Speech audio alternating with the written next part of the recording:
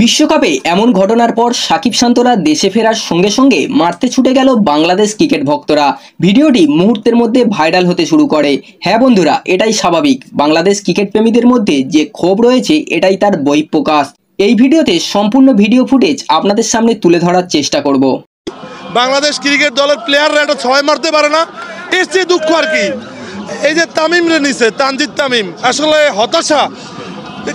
মানে 10 রান করতে পারলো না, কয়টা ম্যাচ গেল, কি খেলতেছে এগুলা। এই বাংলাদেশ দলের জার্সি থেকে টাইগার খুইলা খরগোশ বা কচ্ছপ লাগানো উচিত বলে। বিস্তারিত আরো জানতে হলে ভিডিওটি সম্পূর্ণ দেখুন এবং এই ধরনের ক্রিকেট নিউজ সবার আগে পাওয়ার জন্য চ্যানেলটিকে অবশ্যই সাবস্ক্রাইব করে দিন।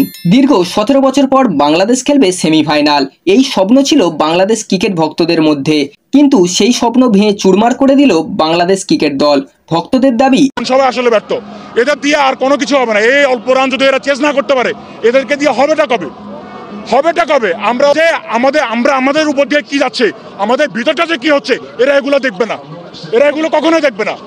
এদেরকে হাত পা ভাঙিয়া, ওই যে এরা তো প্রতিবন্ধী, হাত পা। এত সুন্দর সুযোগ থাকার পরেও ন্যূনতম চেষ্টা করেনি বাংলাদেশ। মঙ্গলবার বৃষ্টিবিঘ্নিত ম্যাচে আফগানিস্তানের বিপক্ষে 8 রানের হার নিয়ে বাংলাদেশের জয়ের যাত্রা শেষ হয়েছে নাজমুল শান্তদের। বন্ধুরা, বাংলাদেশের এই লজ্জাজনক হার আপনাদের হৃদয়ে কতটুকু আঘাত করেছে অবশ্যই আপনাদের মতামত কমেন্ট বক্সে জানাবেন।